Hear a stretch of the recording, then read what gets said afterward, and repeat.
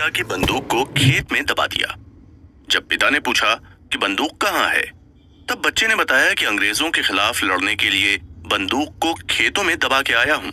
जब कई बंदूकें हो जाएंगी तो उनसे लड़ने में आसानी होगी। कौन था ये वीर जो बंदूक बोता था और कलम से वार करता था, जो कि फ्रीडम फाइटर होने के साथ साथ एक सोशलिस्ट रेवोल्यूशनरी था, जिसका सपना सिर्फ आजादी नहीं, उससे कहीं ज्यादा आगे का था। पर इतिहास ने उसके इस रेवोल्यूशनरी पर्सोना के एंगल को बहुत जस्टिस नहीं दिया और उसे बस एक बंदूकधारी देशभक्त तक सीमित कर दिया। यह रेवोल्यूशनरी कौन थे? दोस्तों, आज तक आपने देश के फ्रीडम फाइटर्स के बारे में जो भी सुना है, उसका सारा लब्बो लुबाब बस यही निकल कर आया कि भारत में दो तरीके के क्रांतिकारी थे।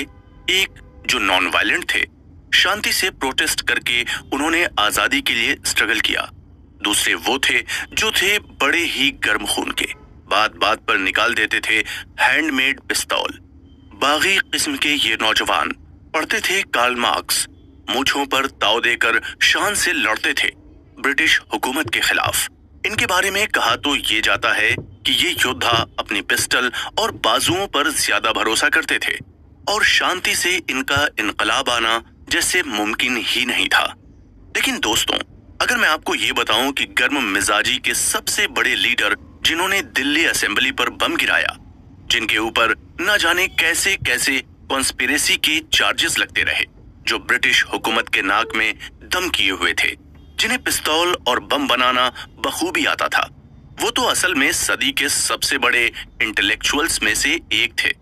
सिर्फ हथियार ही नहीं, उन्होंने कलम का जादू भी उतना ही बिखेरा। तो आखिर आज तक ये सच क्यों सामने नहीं आया कि उन्हें पिस्तौल की गोली से ज्यादा विचारों की क्रांति पर भरोसा था? तभी तो उन्होंने पूरे शान से कहा था कि बम और पिस्तौल से क्रांति नहीं आती, क्रांति की तलवार तो विचारों की शान पर तेज होती है। तो क्या ये योद्धा सिर्फ देशभक्त ही थे या उससे कहीं ज्यादा? क्या उनके विचार अंग्रेजी हुकूमत तक सीमित थे या वो सोचते थे इससे कहीं ज्यादा और आगे? इस योद्धा के बारे में ये भी शायद बहुत ही कम लोगों को पता है कि समुद्र सा गहरा उनका देश प्रेम तो था, उससे भी कहीं ज्यादा गहरा था उनका प्रिंसिपल ऑफ इंटरनेशनलिज्म।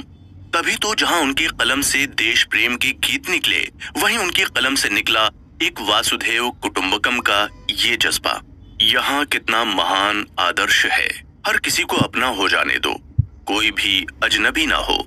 वो कैसा सुंदर समय होगा जब दुनिया से परायेपन का भाव हमेशा के लिए मिट जाएगा।